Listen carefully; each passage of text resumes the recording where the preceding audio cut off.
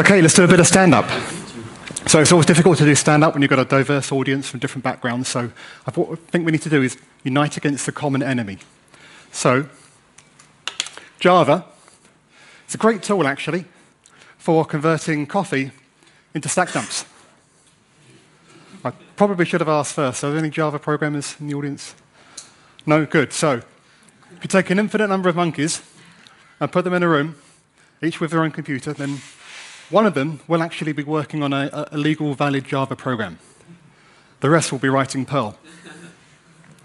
All right. Actually, let's get to some C++, because that's what we're all here for.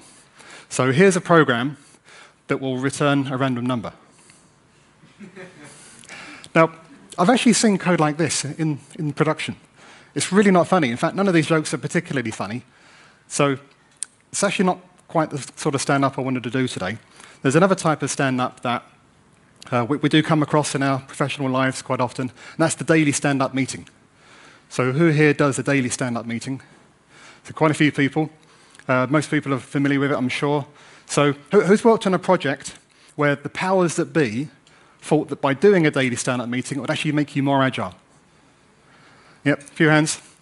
So obviously the idea with a daily stand-up meeting is that it will force you to keep the meeting short because you all want to get back to your desks because you feel uncomfortable.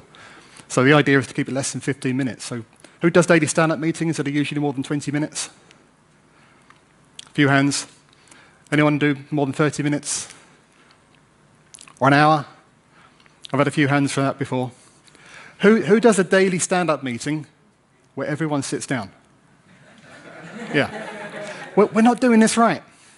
But that's actually not the type of stand-up I wanted to talk about either. In fact, what I want to do is a little bit of science. If you're familiar with this meme, stand back, I'm going to try science. I'm going to modify it slightly to stand up. I'm going to try science. And I mean this quite literally. So unless you have mobility issues, that means you. Everyone stand up now.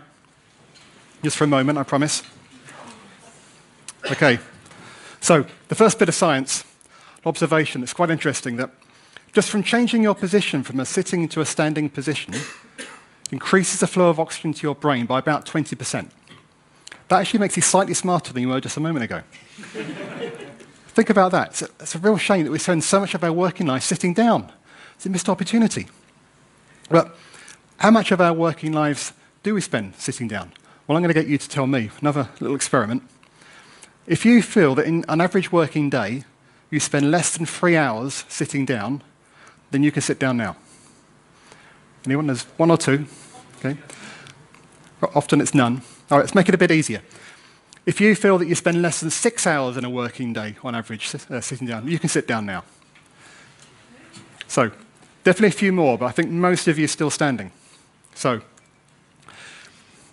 for you that spend more than 6 hours a day sitting down, well, you can sit down now, but pay close attention to the next few slides. So you probably saw this infographic that's going around a few years ago, Sitting is Killing You. It's packed full of shocking statistics and facts and figures. There's a load of useful references at the end, but being an infographic, you can't click on them. They're a bit hard to read. So I did actually do the job of transcribing them. So I could click on them. I followed the links. I read all the references. I read the references from the references, in some cases, the third-level references. Some of them were books, and I read those as well. So I did the research to make sure that it does actually back up the claims, and by and large, it does. This is real. This is serious stuff. We should pay attention, because this is a big problem. So I'm going to just highlight one of the statistics from that infographic, which relates to that experiment we did. Because sitting for 6 or more hours a day, which, as we just established, is most of us, actually makes you more than 40% likelier to die within 15 years than someone who sits less than 3. And that's even if you exercise. So if you thought that going to the gym a few times a week would get you out of this, it doesn't. And to be clear, it does help, but it doesn't completely reverse the effects. In fact, one of the books I read, that's where the quote comes from, going to the gym even several times a week does not reverse the harmful effects of sitting. So what is the solution? It's actually quite a neat solution, where NEAT is an acronym for non-exercise activity thermogenesis. Just a fancy way of talking about everyday activity. So how does this work?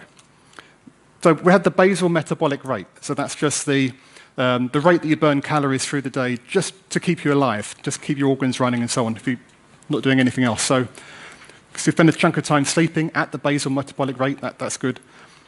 Then we get up in the morning, we maybe rush around, a bit of activity, raises that rate up 20 or 30 calories, doesn't matter how many. So that's good, we get a bit of activity then. And then for a lot of us, we then get in our cars or on trains to commute into the office, spend a chunk of time sitting down again. Little spike of activity when we get in, but then, you just told me, most of you spend most of the rest of the day sitting down. Large, unbroken blocks of inactivity. That's the problem. But we tell ourselves it's okay because we're going to get home in the evening and we're going to hit the gym. And that's going to make everything much better. We just learned that that doesn't help. Well, it does help. It doesn't reverse the effects of sitting. This is the problem here, these unbroken blocks. So if that's the problem, then now we've visualized it, we clearly see the solution. It's just to add a few more breaks for some sort of activity. That doesn't necessarily mean not working. Just getting up, walking to speak to a colleague, go to the printer, get some water, take every possible excuse you can find to have some sort of break. Get outside to have a walk a couple of times a day if you can. People take cigarette breaks. Why can't you take a little walking break? It all adds up. And if you can get a standing desk, that's even better. But don't stand all the time either. It's the movement that really helps. So why do I know so much about this? Why did I do all that research? Well, this was me 4 years ago, and this was me 18 months later. To put that into figures, I actually lost 52 kilograms, or 114 pounds, 8.1 stone, depending on how you count it. So that, thank you. That wasn't purely from the NEAT activity, to be clear. There's a whole lifestyle change. If you want to know more about that, I've actually done some full-length talks on the subject. Go to my website, levelofindirection.com. Under Appearances, I've got all my previous talks and videos. Look for Mens Sana in Corpore Sano, or Healthy Mind and Healthy Body. Watch the videos there. I think there's 3 of them. So just to wrap up, another interesting scientific fact. It's about the muscles in the legs. In fact, all of your muscles, but thinking about the legs. The outer layer of the muscles, the membranes called the fascia, has an interesting property, which is that it molds itself into the shape it finds itself in the most often. So if you spend most of your time sitting down, it will actually mold itself into that shape, which means you're much more comfortable sitting and less comfortable standing up and moving around. It's going to resist that. But the reverse is also true.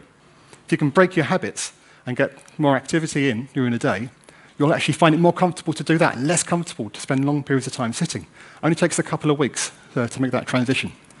So maybe those project managers were right after all, and having daily stand-up meetings does actually make us more agile. So thanks for being a stand-up crowd.